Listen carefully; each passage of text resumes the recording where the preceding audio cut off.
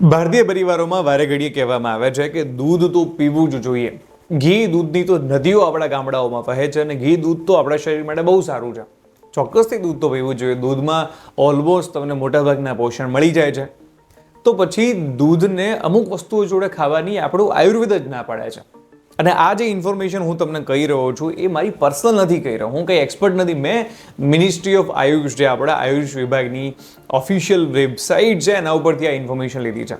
એની અંદર કેટલા કોમ્બિનેશન કહેવામાં આવે છે જે આયુર્વેદ પ્રમાણે નિષેધ છે, કે આ જે છે એ વિકાર ગણાય, કે આ બંને કોમ્બિનેશનમાં આ વસ્તુને ન ખાવી જોઈએ. પહેલી, દૂધ જોડે તમારે નમકીન પરાઠા, નમકીન રોટી કે સમોસા આવી બધી વસ્તુ દૂધની જોડે ન લેવી જોઈએ. એની સાથે આયુર્વેદ તો એવું પણ કહે છે કે ચાની જોડે પણ આવું કોઈ નમકીન ન લેવું જોઈએ. આવું જો તમે લો છો તો એનાથી શું થાય, તમારા પેટમાં જ્યારે ખોરાક જાય છે ત્યારે બરાબર પચતો નથી.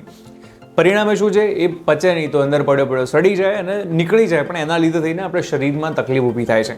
એની સાથે આયુર્વેદ એવું પણ કહે છે કે દૂધની સાથે ફ્રૂટ્સ, બનાના મિલ્કશેક, સ્મૂધી આવું બધું બનાવો છો, આવું પણ ન બનાવવું જોઈએ, કારણ કે એના લીધે થઈને પણ તમારું પાચન ધીમું પડે છે અને ધીમું પાચન પડતા ધીરે ધીરે તમને બીમાર પણ કરી શકે છે. એટલે આને ન લેવું જોઈએ એવું આયુર્વેદ કહે છે.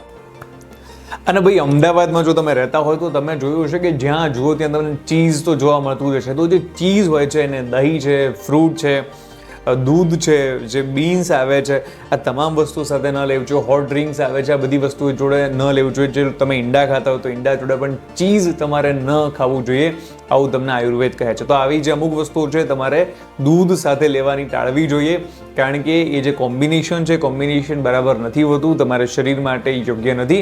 આવું હું નથી કહી રહ્યો, આવું કહી રહી છે મિનિસ્ટ્રી ઓફ આયુષની ઓફિશિયલ વેબસાઇટ, જેની ઉપર આ તમામ જે આખા કોમ્બિનેશન્સ છે લખવામાં આવ્યા છે.